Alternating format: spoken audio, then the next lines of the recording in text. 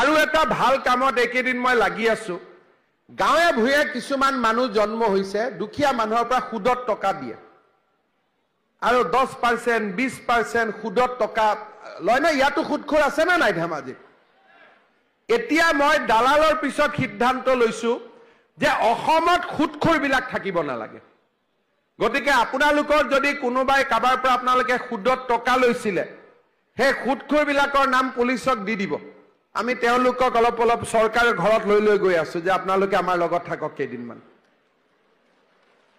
এতিয়ালৈকে 200 জন মানক লৈ গলো, কিন্তু আৰু বহুতত লৈ যাব লাগিব। দুখীয়া মানুহক 100 টকা ধাৰ দিয়ে, দি কয় মাহত 10 টকা দিব লাগিব, মাহত 20 টকা দিব লাগিব। এটা কিবা চিষ্টেম হল নেকি কওকচোন? এতিয়া লাহে লাহে আমি অসমখনত সব জংগল সাফ কৰিম, একো জংগলে থাকিব নিদিওঁ। একো সন্মুখত আমি জংগল থাকিব নিদিওঁ। আমাৰ অসমখনত ভাৰতবৰ্ষৰ এখন সৰ্বশ্ৰেষ্ঠ আমি ৰাজ্য বনাব লাগিব মিলি পেলাই, সকলোৱে লগ হৈ পেলাই।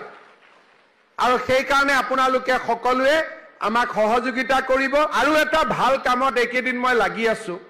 গাঁৱে ভূঞে কিছুমান মানুহ জন্ম হৈছে, দুখীয়া মানুহৰ পৰা সুদত টকা দিয়ে আৰু 10% 20% সুদত টকা লয় না। ইয়াতো সুদখোৰ আছে না নাই ধেমাজি?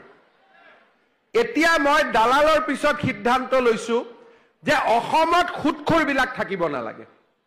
গতিকে আপোনালোকৰ যদি কোনোবাই কাবাৰ পৰা আপোনালোকে সুদত টকা লৈছিলে, সেই সুদখোৰবিলাকৰ নাম পুলিচক দি দিব। আমি তেওঁলোকক অলপ অলপ চৰকাৰৰ ঘৰত লৈ গৈ আছো যে আপোনালোকে আমাৰ লগত থাকক কেইদিনমান। এতিয়ালৈকে 200 জন মানক লৈ গলো, কিন্তু আৰু বহুতত লৈ যাব লাগিব। দুখীয়া মানুহক 100 টকা ধাৰ দিয়ে, দি কয় মাহত 10 টকা দিব লাগিব, মাহত 20 টকা দিব লাগিব। এটা কিবা চিষ্টেম হল নেকি কওকচোন? এতিয়া লাহে লাহে আমি অসমখনত সব জংগল সাফ কৰিম, একো জংগলে থাকিব নিদিওঁ। একো সন্মুখত আমি জংগল থাকিব নিদিওঁ। আমাৰ অসমখনত ভাৰতবৰ্ষৰ এখন সৰ্বশ্ৰেষ্ঠ আমি ৰাজ্য বনাব লাগিব মিলি পেলাই, সকলোৱে লগ হৈ পেলাই। আৰু সেই কাৰণে আপোনালোকে সকলোৱে আমাক সহযোগিতা কৰিব। আৰু এটা ভাল কামত একেদিন মই লাগি আছো। গাঁৱে ভূঞে কিছুমান মানুহ জন্ম হৈছে, দুখীয়া মানুহৰ পৰা সুদত টকা দিয়ে আৰু 10% 20% সুদত টকা লয় না। ইয়াতো সুদখোৰ আছে না নাই ধেমাজি? এতিয়া মই দালালৰ পিছত সিদ্ধান্ত লৈছো যে অসমত সুদখোৰবিলাক থাকিব নালাগে। গতিকে আপোনালোকৰ যদি কোনোবাই কাবাৰ পৰা আপোনালোকে সুদত টকা লৈছিলে, সেই সুদখোৰবিলাকৰ নাম পুলিচক দি দিব। আমি তেওঁলোকক অলপ অলপ চৰকাৰৰ ঘৰত লৈ গৈ আছো যে আপোনালোকে আমাৰ লগত থাকক কেইদিনমান।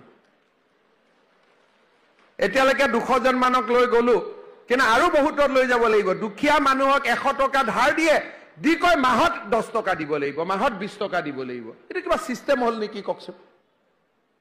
এতিয়া লাহে লাহে আমি অসমখনত সব জংগল সাফ কৰিম, একো জংগলে থাকিব নিদিওঁ।